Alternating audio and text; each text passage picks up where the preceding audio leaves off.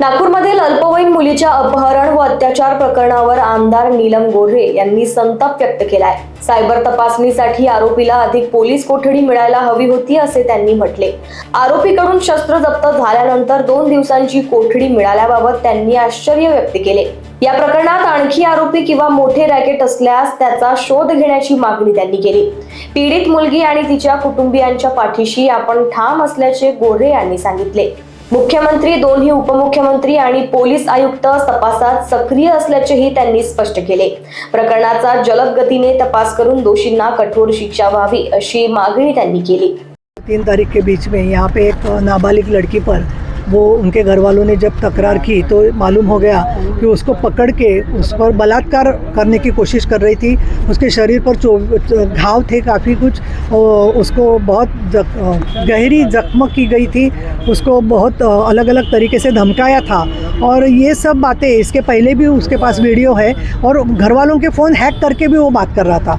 तो इसके बारे में पूरी की पूरी जानकारी लेने के बाद में मैं इस मत तक पहुँची हूँ कि जल्द से जल्द इसमें जो भी कानूनी सबूत है, साइबर क्राइम के लिए थोड़ा समय लगता है क्योंकि किसके साथ कौन जुड़ा है, कहाँ पे कमर्शियल ट्रांजैक्शन हुआ है, ये सब बातें सामने आएगी। तो सिर्फ ये एक व्यक्ति है कि एक पूरी श्रृंखला है, ये स्पष्ट होगा। और उसमें जो है उसमें तो मुझे लगता है कि जहाँ पे एक से ज़्यादा कोई लोग हैं तो उसमें तो उन्होंने दहशत फैलाने के लिए क्या काम किया है। दूसरे शहरों में जाकर मुझे लगता है, आप हिंदी चैनल हो तो वहाँ पे भी उसका फ़ोटो लोगों को दिखाई अगर देगा कहीं से, तो लोग अगर उसने उस शहर में भी ऐसे हरकत की है तो वो भी सामने आएगी।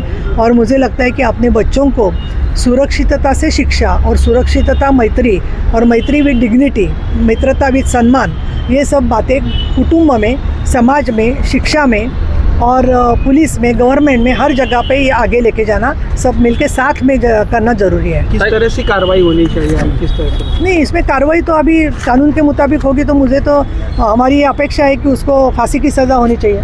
तर नागपूर येथील एका महिलेला पुण्यातील काही कंपनी चालकांनी जे आहे ते नोकरीचं आम्ही दाखवून पोर्तुगालला विकलं होतं। त्या प्रकरणी पुण्यात गुन्हा दाखल झालेला आहे। 4 आरोपी पोर्तुगालचे, 4 पुण्याचे आहेत। या प्रकरणात अशा प्रकारे बऱ्याच ठिकाणी महिलांना नोकरी द्यायची फसवणूक केली जाते।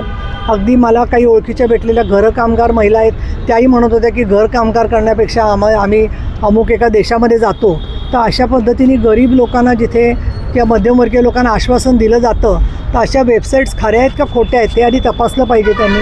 त्याचबरोबर संबंधित लोकांकडून, त्या देशात मराठी मंडळ आहेत, माणसं आहेत, त्यांच्याकडून माहिती घेतली पाहिजे की हे लोक नक्की काय स्वरूपाचे आहेत आणि त्याच्यानंतरच या गोष्टींवरती विश्वास ठेवावा। अन्यथा अशी फसवणूक होते। ती महिला स्वतः निघून आली तिथून, ही फार चांगली गोष्ट झालेली आहे। पण पुढच्याच तेच मागचा शाणा या दृष्टिकोनातून अशा घटना घडू नयेत म्हणून प्रयत्न करावेत असं मला वाटतं। Okay, thank you. लोकवाहिनी मीडियासाठी रोशन बोकडे यांची रिपोर्ट, नागपूर।